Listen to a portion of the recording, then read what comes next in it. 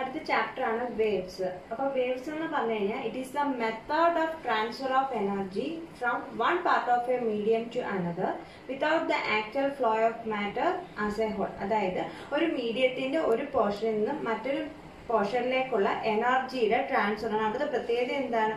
Matter as a whole അവിടെ എന്ത് നടക്കുന്നില്ല? ആക്ച്വൽ ഫ്ലോ ഓഫ് മാറ്റർ നടക്കുന്നില്ല. അതായത് ആസ് എ ഹോൾ മാറ്ററിന്റെ ഫ്ലോ അവിടെ നടക്കുന്നില്ല. പക്ഷെ ഒരു പാർട്ടിൽ നിന്നും മറ്റൊരു പാർട്ടിലേക്ക് എന്ത് സംഭവിക്കുന്നു?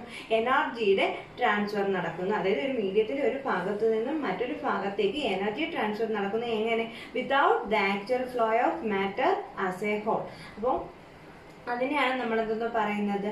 വേവ്സ് എന്ന് പറയുന്നത്. അപ്പോൾ വേവ്സ് എന്ന് പറഞ്ഞു കഴിഞ്ഞാൽ it is a transfer of energy from one part of a medium to another without the actual flow of matter as a whole. ഇനി വേവ്സ് തന്നെ പ്രധാനമായിട്ടും 3 ടൈപ്സ് ആണുള്ളത്: mechanical waves, electromagnetic waves, matter waves. അപ്പം 3 types of waves ഉണ്ട്: mechanical waves, electromagnetic waves and matter waves. അതിൽ mechanical വേവ്സിനെ കുറിച്ചും electromagnetic waves കുറിച്ചും നിങ്ങൾ സ്കൂൾ ക്ലാസ്സിൽ പഠിച്ചിട്ടുള്ളത്. ഇലക്ട്രോമാഗ്നറ്റിക് വേവ്സ്, ഇലക്ട്രോമാഗ്നറ്റിക് സ്പെക്ട്രം ഒക്കെ നിങ്ങൾ കേട്ടിട്ടുള്ളത്.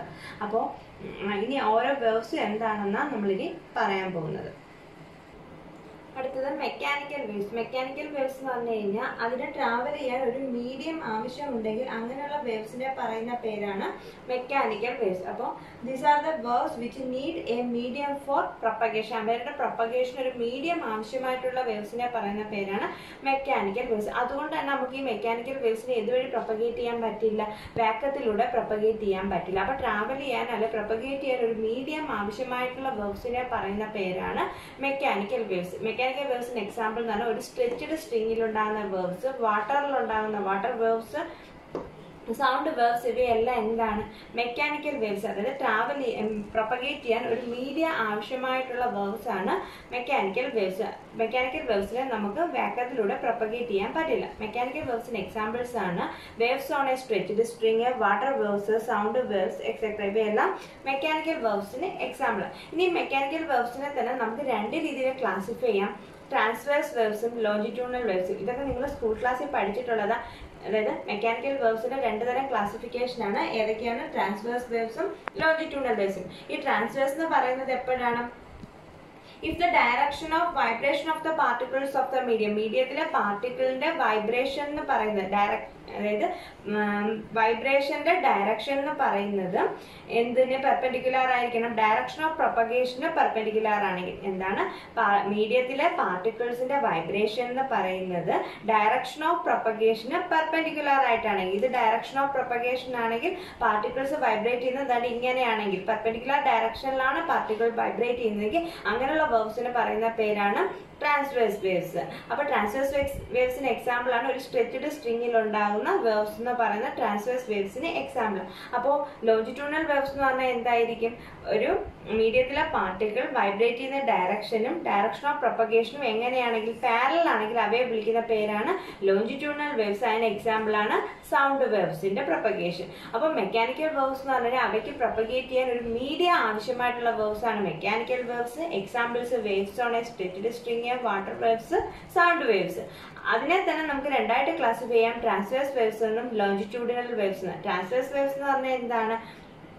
മീഡിയത്തിൽ, അതായത് വേവിന്റെ ഡയറക്ഷൻ ഓഫ് പ്രൊപ്പഗേഷന് പെർപെൻഡിക്കുലർ ആയിട്ടാണ് മീഡിയത്തിലെ പാർട്ടിക്കിൾസ് വൈബ്രേറ്റ് ചെയ്യുന്നതെങ്കിൽ അതിനെ പറയുന്ന പേരാണ് ട്രാൻസ്വേഴ്സ് വേവ്സ്. ഇനി ലോഞ്ചിറ്റ്യൂഡിനൽ വേവ്സ് എന്ന് പറഞ്ഞാൽ എന്താണ്? Direction of propagation of the particles of the medium is parallel to direction of propagation. Direction of propagation of the വേവിന് പാരലൽ ആണെങ്കിൽ അതിനെ പറയുന്ന പേരാണ് ലോഞ്ചിറ്റ്യൂഡിനൽ വേവ്സ്. അതിന് എക്സാമ്പിൾ ആണ് സൗണ്ട് വേവ്സ്. അപ്പം വേവ്സിനെ 3 ആയിട്ട് ക്ലാസിഫൈ ചെയ്യുന്ന മെയിൻ ക്ലാസിഫിക്കേഷൻ 3 എണ്ണമാണ്: mechanical waves, electromagnetic waves, matter waves. അതിൽ ഒന്നാമത്തെയാണ് നമ്മളിപ്പോൾ പറഞ്ഞത് മെക്കാനിക്കൽ വേവ്സ്. അതിൽ ട്രാവൽ ചെയ്യാൻ ഒരു മീഡിയ ആവശ്യമാണ്.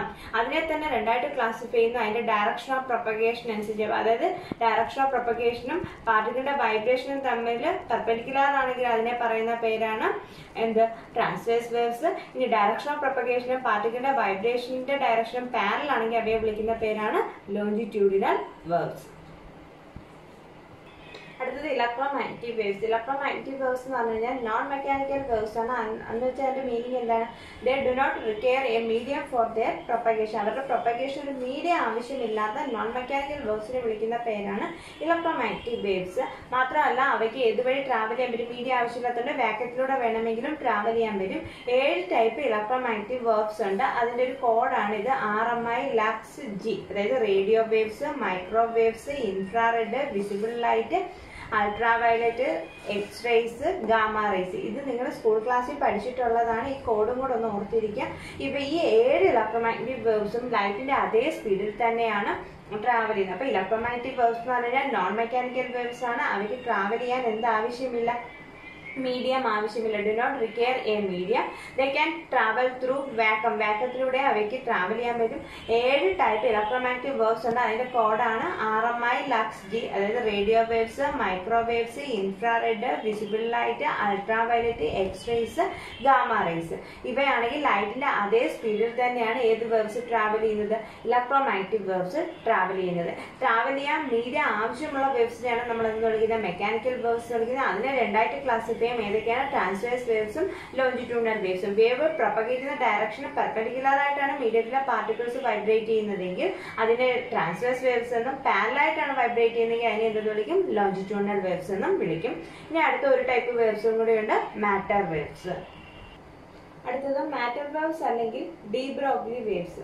അപ്പൊ മാറ്റർ വേവ്സിന്റെ കോൺസെപ്റ്റ് നമുക്ക് കൊണ്ടുവന്നത് ലൂയിസ് ഡി ബ്രോഗ്ലി എന്ന് പറയുന്ന സയന്റിസ്റ്റ്. അതുകൊണ്ട് ആ മാറ്റർ വേവ്സിനെ നമുക്ക് എന്തെന്നോട് പറയാം? ഡി ബ്രോഗ്ലി വേവ്സ് എന്നും പറയാം. അതായത് മെറ്റീരിയൽ പാർട്ടിക്കിളുമായിട്ട് അസോസിയേറ്റ് ചെയ്തിട്ടുള്ള വേവ്സിനെ പറയുന്ന പേരാണ് എന്ത്? Matter waves. അതായത് ഡ്യുവൽ നേച്ചർ എന്ന് പറയുന്ന കോൺസെപ്റ്റ് ഒക്കെ കൊണ്ടുവന്നത് ലൂയിസ് ഡി ബ്രോഗ്ലിയാണ്. അപ്പോൾ മെറ്റീരിയൽ പാർട്ടിക്കിളുമായിട്ട് അസോസിയേറ്റ് ചെയ്ത് കാണപ്പെടുന്ന വേവ്സിനെ നമ്മൾ വിളിക്കുന്ന പേരാണ് എന്ത്? Matter waves. അപ്പൊ electron, proton, neutron, atoms, molecules ഇവയൊക്കെ എന്ന് പറഞ്ഞാൽ ലൈറ്റ് വെയിറ്റ് ആയിട്ടുള്ള പാർട്ടിക്കിൾസ്. അപ്പൊ ഇവയായിട്ടൊക്കെ അസോസിയേറ്റ് ചെയ്ത് എന്തുണ്ട്? പിന്നെ മാറ്റർ വേവ്സ് ഉണ്ട്. എന്നാൽ wave nature is negligible for massive bodies like cricket ball. അതായത് മാസീവ് ഒബ്ജക്റ്റിന്റെ കേസ് വരുമ്പോൾ വേവ് നേച്ചർ എന്തായിരിക്കും? നെഗ്ലിജിബിൾ. അപ്പോൾ മാസ് കുറഞ്ഞ കേസിൽ മാത്രമേ ഏത് വേവ്സ് കാണത്തുള്ളൂ? മാറ്റർ വേവ്സ് കാണത്തുള്ളൂ. അതായത് അത് ഞാൻ പറഞ്ഞ electron, proton, neutron, molecules, atoms ഇവയുടെയൊക്കെ കേസിൽ എന്തുണ്ടാവും? വേവ് ലൈക്ക് മോഷൻസ് ഉണ്ടാകും. അപ്പോൾ ലൈറ്റ് പാർട്ടിക്കിളുമായിട്ട് അസോസിയേറ്റ് ചെയ്താണ് ഏത് നേച്ചർ വരുന്നത്? മാറ്റർ വേവ്സിന്റെ, അതായത് വേവ് നേച്ചർ വരുന്നത്. ആ വേവ്സിനെയാണ് നമ്മൾ എന്ത് പറയുന്നത്? മാറ്റർ വേവ്സ് എന്ന് പറയുന്നത്. എന്നാൽ മാസീവ് ബോഡീസ് വരുമ്പോഴത്തേക്ക് ഈ വേവ് നേച്ചർ എന്തായിപ്പോ? നെഗ്ലിജിബിൾ ആയിപ്പോ. അപ്പൊ മാറ്റർ വേവ്സിനെ വിളിക്കുന്ന മറ്റൊരു പേരാണ് ഡി ബ്രോഗ്ലി വേവ്സ്. അപ്പൊ നമ്മൾ 3 ടൈപ്പ് വേവ്സ് പഠിച്ചു. മെക്കാനിക്കൽ വേവ്സ് പറഞ്ഞാൽ ട്രാവൽ ചെയ്യാൻ മീഡിയം ആവശ്യമുള്ളത്. അത് തന്നെ 2 ടൈപ്പ് ഉണ്ട്. ട്രാൻസ്വേഴ്സും ഉണ്ട്, ലോഞ്ചിറ്റ്യൂഡിനലും ഉണ്ട്. രണ്ടാമതാണ് ഇലക്ട്രോമാഗ്നറ്റിക് വേവ്സ്. അപ്പൊ അവയ്ക്ക് എന്താണ്? ട്രാവൽ ചെയ്യാൻ മീഡിയം ആവശ്യമില്ല. അതാണെങ്കിൽ 7 ടൈപ്പ് ഉണ്ട്. അതിന്റെ കോഡാണ് RMI ലക്സ് G എന്ന് പറഞ്ഞ് പഠിച്ചു. അവ ലൈറ്റിന്റെ അതേ സ്പീഡിലാണ് ട്രാവൽ ചെയ്യുന്നത്. മൂന്നാമത്തെ വേവ്സ് ആണ് മാറ്റർ വേവ്സ് അല്ലെങ്കിൽ ഡി ബ്രോഗ്ലി വേവ്സ്. അതായത് മെറ്റീരിയൽ പാർട്ടിക്കിളുമായിട്ട് അസോസിയേറ്റ് ചെയ്ത് കാണുന്ന വേവ്സിനെ വിളിക്കുന്ന പേരാണ് മാറ്റർ വേവ്സ് എന്ന് പറയുന്നത്. മാസീവ് ബോഡീസ് വരുമ്പോൾ ഈ മാറ്റർ വേവ്സ്, അതായത് ഈ വേവ് നേച്ചർ എന്ന് പറയുന്നത് എന്തായിരിക്കും? നെഗ്ലിജിബിൾ ആയിരിക്കും. അടുത്തത് displacement relation of A progressive wave. Progressive wave എന്ന് പറഞ്ഞാൽ എന്താ? Is A travelling wave. അതായത് ഒരു വേവ് ഒരു മീഡിയത്തിന്റെ ഒരു പാർട്ടിൽ നിന്ന് മറ്റൊരു പാർട്ടിലേക്ക് ട്രാവൽ ചെയ്യുകയാണെങ്കിൽ ആ വേവിനെ നമ്മൾ വിളിക്കുന്ന പേരാണ് ട്രാവലിംഗ് വേവ് അല്ലെങ്കിൽ പ്രോഗ്രസീവ് വേവ് എന്ന് പറയും. അപ്പൊ അതിനെ ഒരു ഇക്വേഷൻ ഫോമിൽ എങ്ങനെ എഴുതാം? അല്ലെങ്കിൽ ഈ ഒരു ഇക്വേഷൻ കണ്ടാൽ അത് ട്രാവലിംഗ് വേവിന്റെ അല്ലെങ്കിൽ പ്രോഗ്രസീവ് വേവിന്റെ ആണെന്ന് എങ്ങനെ പറയാം? അപ്പൊ നമ്മൾ വേവിനെ എപ്പോഴും ഇങ്ങനെ സിനുസോയിഡൽ വേരിയേഷൻ അല്ലേ കാണിക്കുന്നത്? ഇങ്ങനെയല്ലേ വേവ്സിനെ റെപ്രസെന്റ് ചെയ്യുന്നത്? ഈ ഗ്രാഫിൽ കാണുന്ന പോലെ. അപ്പൊ നമുക്ക് വേവിനെ ഒരു സൈൻ ഫംഗ്ഷൻ ആയിട്ട് എഴുതാം. അപ്പൊ അതിന്റെ ഡിസ്പ്ലേസ്മെന്റ്, അപ്പൊ ഡിസ്പ്ലേസ്മെന്റിനെ ഡിനോട്ട് ചെയ്യാനായിട്ട് നമ്മൾ ഇവിടെ y എന്ന് പറയുന്ന ലെറ്റർ ആണ് എഴുതിയേക്കുന്നത്. റെപ്രസെന്റ് ചെയ്യുന്ന ടേംസ് മാത്രം പഠിച്ചാൽ മതി. അതായത് ഡിസ്പ്ലേസ്മെന്റിനെ y ആയിട്ടാണ് എഴുതുക.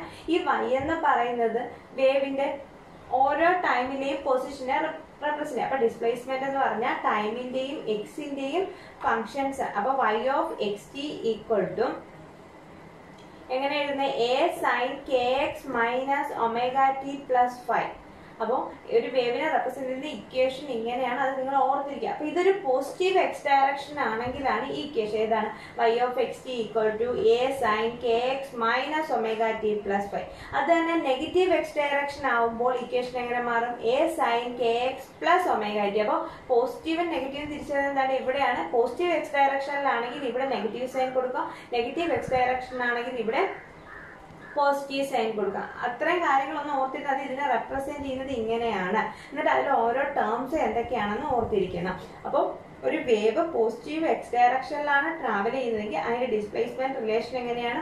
y of xt equal to a sin kx minus omega t plus phi ആണ്. നെഗറ്റീവ് ഡയറക്ഷനിലാണെങ്കിൽ y of xt equal to a sin kx plus omega t ആണ്, omega t plus phi ആണ്. അപ്പം ഡിസ്പ്ലേസ്മെന്റ് എന്ന് പറയുന്നത് എക്സിന്റെയും ടൈമിന്റെയും function ആണ്. ഇനി അതിൽ ഓരോ ടേം എന്താന്ന് പറയാം. a എന്ന് പറഞ്ഞു കഴിഞ്ഞാൽ അതിന്റെ ആംപ്ലിറ്റ്യൂഡ്. ആംപ്ലിറ്റ്യൂഡ് എന്ന് പറഞ്ഞു കഴിഞ്ഞാൽ എന്താണ്? അതായത് maximum displacement of the particles of the medium from their equilibrium position. അതായത് ഇതാണ് ഈ ഡയറക്ഷൻ, ഇതാണ് അതിന്റെ ഇക്വിലിബ്രിയം പൊസിഷൻ എങ്കിൽ അതിന്റെ ഇക്വിലിബ്രിയം പൊസിഷനിൽ നിന്ന് ആ പാർട്ടിക്കിൾ ഉണ്ടാകുന്ന മാക്സിമം ഡിസ്പ്ലേസ്മെന്റ്, ഈ ഹൈറ്റ്, ഈ നെഗറ്റീവ് ഡയറക്ഷനിലും വരാം ആംപ്ലിറ്റ്യൂഡ്, പോസിറ്റീവ് ഡയറക്ഷനിലും വരും. ഇതെന്ന് പറയുമ്പോൾ അതിന്റെ നെഗറ്റീവ് ഡയറക്ഷനിലെ മാക്സിമം വരും, ഇതെന്ന് പറയുമ്പോൾ അതിന്റെ പോസിറ്റീവ് ഡയറക്ഷനിലെ മാക്സിമം വരും. അപ്പൊ ആംപ്ലിറ്റ്യൂഡ് എന്ന് പറഞ്ഞു കഴിഞ്ഞാൽ ഒരു പാർട്ടിക്കിളിന് അതിന്റെ ഇക്വിലിബ്രിയം പൊസിഷനിൽ നിന്നുണ്ടാകുന്ന മാക്സിമം ഡിസ്പ്ലേസ്മെന്റിനെ നമ്മൾ വിളിക്കുന്ന പേരാണ് അതിന്റെ ആംപ്ലിറ്റ്യൂഡ്. അപ്പൊ ഈ എ എന്ന് പറഞ്ഞ ലെറ്റർ എന്തിനെ ഡിനോട്ട് ചെയ്യുന്നു? ആംപ്ലിറ്റ്യൂഡിനെ ഡിനോട്ട് ചെയ്യുന്നു. ഇനി സൈനിന്റെ ഫംഗ്ഷൻ ആയിട്ട് K X minus omega T plus five നമ്മൾ ആർഗ്യുമെന്റ് എന്നാ പറയുന്നത്. അപ്പൊ അതിനെയാണ് നമ്മൾ വിളിക്കുന്നത്, ഇവിടെ എന്ന് പറയുമ്പോൾ അതിന്റെ ആംഗുലാർ പോർഷൻ, അതിനെ വിളിക്കുന്ന പേരാണ് എന്ത്? ഫേസ് ആംഗിൾ എന്ന് വിളിക്കുക. അപ്പൊ K X minus omega T plus five വിളിക്കുന്ന പേരാണ് ഫേസ് ആംഗിൾ. ആ ഫേസ് ആംഗിളിൽ തന്നെ രണ്ട് ടേംസ് വരുന്നുണ്ട്. അതായത് കെ എന്ന് പറയുന്ന ടേം, ഒമേഗ എന്ന് പറയുന്ന ടേം നിങ്ങൾക്കറിയാം ആംഗുലാർ ഫ്രീക്വൻസി. അപ്പൊ ആംഗുലാർ ഫ്രീക്വൻസിയും ടൈം പീരിയഡും തമ്മിലുള്ള relation omega equal to 2π/t അല്ലെങ്കിൽ 2π ആണ്. ഇനി ആംഗുലാർ വേവ് നമ്പർ ആണ് എന്തെന്ന് പറയുന്നത്? കെ എന്ന് പറയുന്നത്. കെ പ്രൊപ്പഗേഷൻ കോൺസ്റ്റന്റ് എന്നോ അല്ലെങ്കിൽ ആംഗുലാർ വേവ് നമ്പർ എന്നോ പറയാം. അപ്പൊ വേവ് ലെങ്ത് കെയും തമ്മിലുള്ള റിലേഷൻ എന്ന് പറഞ്ഞാൽ കെ ഈക്വൽ ടു 2π/λ ആണ്. K X minus omega T plus five വിളിക്കുന്ന പേരാണ് ഫേസ് ആംഗിൾ. അപ്പോൾ ഒരു പ്രോഗ്രസീവ് വേവിനെ റെപ്രസെന്റ് ചെയ്യുന്ന ഡിസ്പ്ലേസ്മെന്റ് റിലേഷൻ എങ്ങനെയാണ്? y of xt equal to a sin kx minus omega t plus phi. അത് പോസിറ്റീവ് എക്സ് ഡയറക്ഷനിലും. ഇനി അതിന്റെ നെഗറ്റീവ് എക്സ് ഡയറക്ഷൻ ആണെങ്കിൽ y of xt equal to a sin kx plus omega t plus phi ആണ്. അപ്പോൾ ഈ ടേമിലാണ് positive direction negative direction നമ്മൾ identify ചെയ്യുന്നത്. അതിൽ തന്നെ എ വിളിക്കുന്ന പേരാണ് ആംപ്ലിറ്റ്യൂഡ്. ആംപ്ലിറ്റ്യൂഡ് എന്ന് പറഞ്ഞു കഴിഞ്ഞാൽ ഒരു പാർട്ടിക്കിളിന് അതിന്റെ ഇക്വിലിബ്രിയം പൊസിഷനിൽ നിന്നുണ്ടാകുന്ന മാക്സിമം ഡിസ്പ്ലേസ്മെന്റ്. ഒമേഗ എന്ന് പറഞ്ഞു കഴിഞ്ഞാൽ ആ വേവിന്റെ ആംഗുലാർ ഫ്രീക്വൻസി. ആംഗുലാർ ഫ്രീക്വൻസിയും ടൈം പീരിയഡിനും തമ്മിലുള്ള റിലേഷൻ എന്ന് പറഞ്ഞാൽ ഒമേഗ ഈക്വൽ ടു 2π/t അല്ലെങ്കിൽ 2π.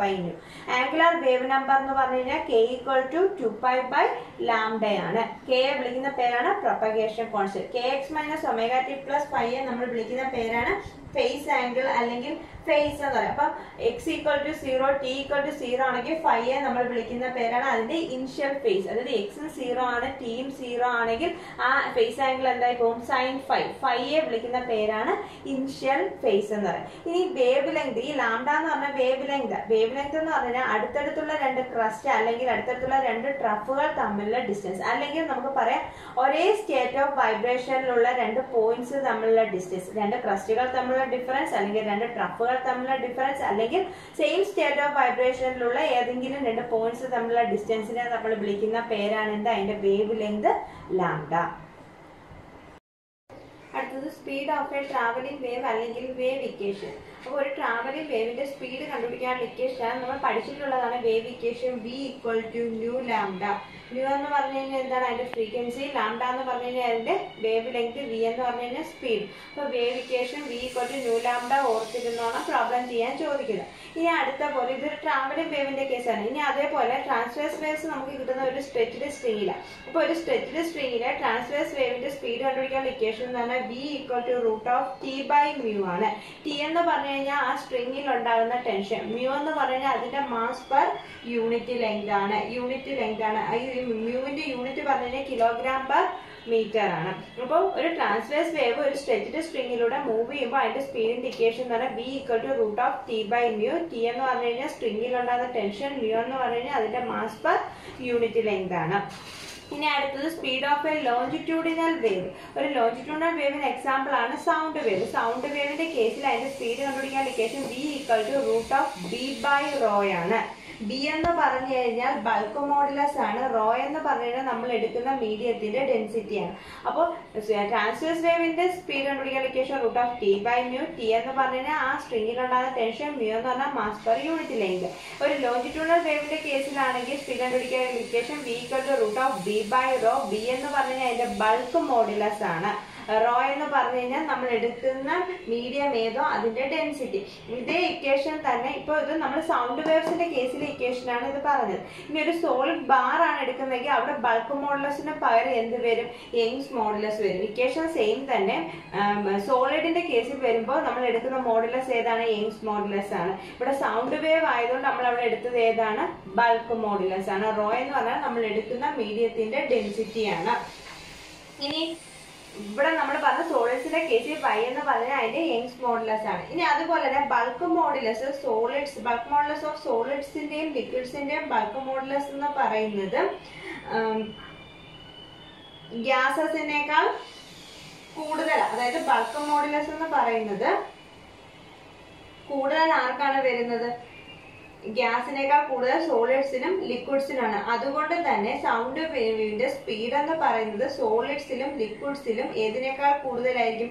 ഗ്യാസിനേക്കാൾ കൂടുതലായിരിക്കും. അപ്പൊ എന്താ പറഞ്ഞത്? കാരണം v is directly proportional to bulk modulus ആണ്. അപ്പൊ ബൾക്ക് മോഡുലസ് ആർക്കാണ് കൂടുതൽ? സോളിഡ്സിനും ലിക്വിഡ്സിനും ആണ് ബൾക്ക് മോഡുലസ് കൂടുതൽ. ആരേക്കാൾ കൂടുതൽ? എയറിനേക്കാൾ കൂടുതൽ. അപ്പൊ എയറിനേക്കാൾ ബൾക്ക് മോഡുലസ് കൂടുതലുള്ളത് സോളിഡ്സിനും ലിക്വിഡ്സിനും ആയതുകൊണ്ട് തന്നെ സോളിഡ്സിലായിരിക്കും ലിക്വിഡ്സിനേക്കാളും ഗ്യാസസിനേക്കാളും സൗണ്ട് വേവിന് എന്ത് കൂടുതൽ? സ്പീഡ് കൂടുതൽ.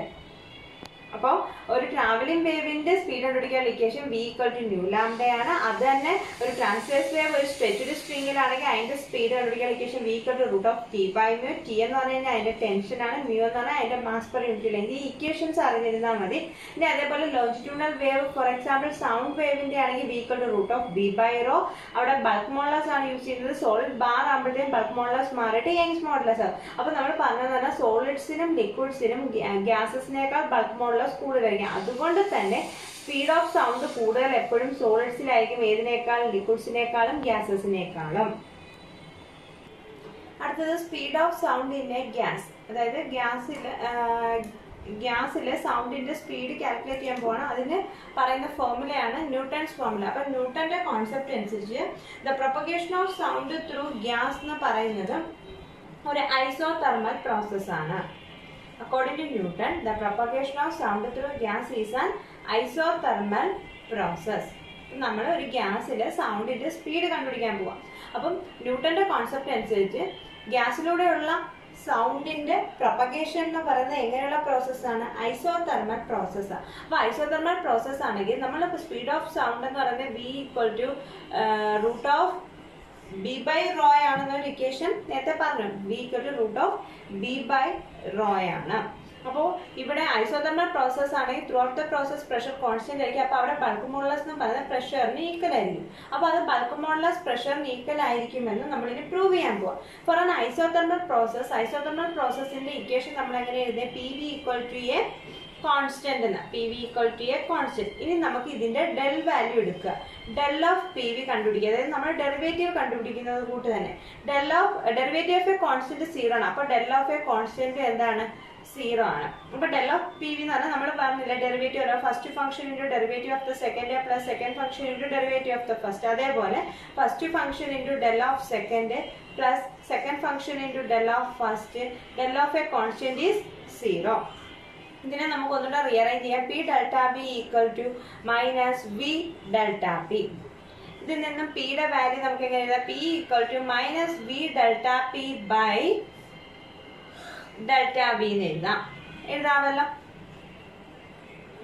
-V delta P divided by delta V എന്ന് എഴുതാം. ഇതിനെ നമുക്ക് ഒന്നും കൂടെ റീഅറേഞ്ച് ചെയ്യാം. P =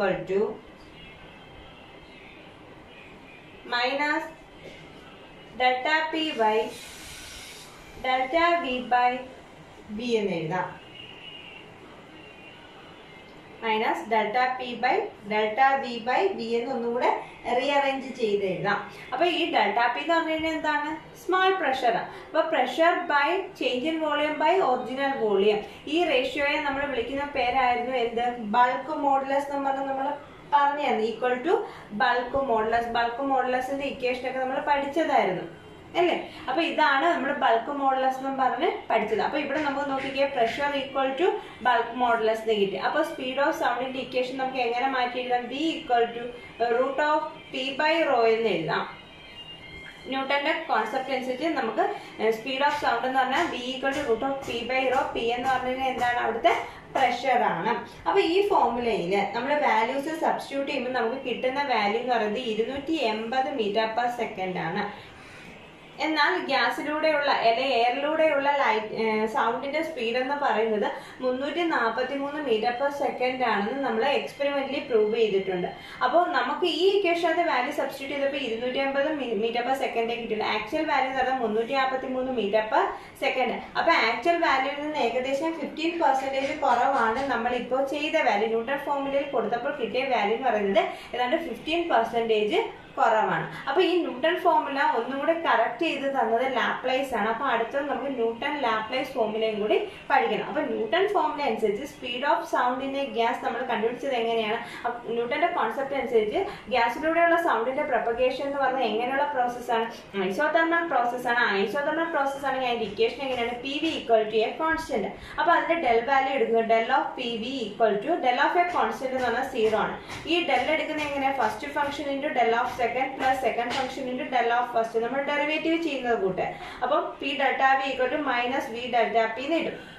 റീഅറേഞ്ച് ചെയ്ത് എഴുതുമ്പോൾ p equal to minus delta p by delta v by v. ഇതെന്ന് പറഞ്ഞാൽ നമ്മൾ ബൾക്ക് മോഡുലസിന്റെ ഇക്വേഷൻ പഠിച്ചത്. ഇതിനെയാണ് ബൾക്ക് മോഡുലസ് വിളിക്കുന്നത്. അപ്പം പ്രഷർ എന്ന് പറഞ്ഞാൽ ബൾക്ക് മോഡുലസിന് ഈക്വൽ. അപ്പൊ ബൾക്ക് മോഡുലസിന്റെ ടേമിന് പകരം നമുക്ക് ഇവിടെ എന്തെന്ന് കൊടുക്കാം? പ്രഷർ എന്ന് കൊടുക്കാം. അപ്പൊ ഇവിടെ വാല്യൂ സബ്സ്റ്റിറ്റ്യൂട്ട് ചെയ്യുമ്പോൾ നമുക്ക് കിട്ടുന്ന വാല്യൂ എത്രയാണ്? 280 മീറ്റർ പെർ സെക്കൻഡ് എന്നാണ് കിട്ടുന്നത്. എന്നാൽ ആക്ച്വൽ വാല്യൂ എത്രയാണ്? 343 ആണ്. അപ്പൊ ആക്ച്വൽ വാല്യൂവിനേക്കാൾ ഏതാണ്ട് 15% കുറവാണ് ഏത്? ന്യൂട്ടൺ ഫോർമുലയിലെ വാല്യൂ. അപ്പൊ ഇത് കറക്റ്റ് ചെയ്ത് തന്നത് ആരാണ്? ലാപ്ലേസ് ആണ്. അപ്പൊ അടുത്ത ഫോർമുല നമ്മൾ പഠിക്കുന്നത് ന്യൂട്ടൺ ലാപ്ലേസ് കറക്ഷൻ ആണ്. അപ്പൊ ലാപ്ലേസ് പറയുന്ന കോൺസെപ്റ്റ് എന്ന് പറയുന്നത് സൗണ്ട് ഗ്യാസിലൂടെ പ്രൊപ്പഗേറ്റ് ചെയ്യുമ്പോൾ അവിടെ നടക്കുന്ന പ്രോസസ് എന്ന് പറയുന്നത് ഐസോതെർമൽ പ്രോസസ് അല്ല. അവിടെ നടക്കുന്നത് ഏത് പ്രോസസ്സാണ്? അഡയാബാറ്റിക് പ്രോസസ് ആണ്. അപ്പൊ അഡയാബാറ്റിക് പ്രോസസ്സിനെ റെപ്രസെന്റ് ചെയ്യുന്ന ഇക്വേഷൻ നമ്മൾ പഠിച്ചിട്ടുണ്ട്. P V raise to gamma equal to a constant. അപ്പൊ P V raise to gamma equal to a constant വെച്ചിട്ട് നമ്മൾ അടുത്ത ഇക്വേഷൻ പ്രഷറിന്റെ ഇക്വേഷൻ ഒന്നും കൂടെ മോഡിഫൈ ചെയ്തിട്ട് അത് ഈ സ്പീഡിനകത്ത് സബ്സ്റ്റിറ്റ്യൂട്ട് ചെയ്യുമ്പോൾ നമുക്ക് കറക്റ്റ് വാല്യൂ കിട്ടും. ഇനി അപ്പൊ അടുത്ത ന്യൂട്ടൺ ലാപ്ലേസ് ഫോർമുല എന്താണെന്ന് കൂടി നോക്കാം. അപ്പോൾ നമ്മൾ പറഞ്ഞു ലാപ്ലേസ് പറഞ്ഞു സൗണ്ടിന്റെ പ്രൊപ്പഗേഷൻ എന്ന് പറഞ്ഞാൽ എങ്ങനെയുള്ള പ്രോസസ്സാണ്? അഡയാബാറ്റിക് പ്രോസസ്സാണ്. അപ്പൊ അഡയാബാറ്റിക് പ്രോസസ്സിന്റെ ഇക്വേഷൻ എങ്ങനെ? P V raise to gamma is a constant. ഇനി അപ്പൊ നേരത്തെ കൂട്ട് തന്നെ നമ്മൾ ഇതിന്റെ ഡെൽ വാല്യൂ എടുക്കുക. അപ്പൊ del of P V raise to gamma ചെയ്യുക. ഡെൽ ഓഫ് എ കോൺസ്റ്റന്റ് എന്താണ്? 0. അപ്പൊ നേരത്തെ കൂട്ട് first function into del of second. അപ്പൊ V raise X raise to എന്നിനെ N X raise to N minus 1 എന്ന് എഴുതുന്ന കൂട്ട് ഇതിനെ gamma V raise to gamma minus 1 പിന്നെ വിയുടെ ഡെൽ വാല്യൂ. അപ്പൊ ഗാമയെ ചെയ്യുക gamma V raise to gamma minus 1 into വിയുടെ del value plus second function into del of first.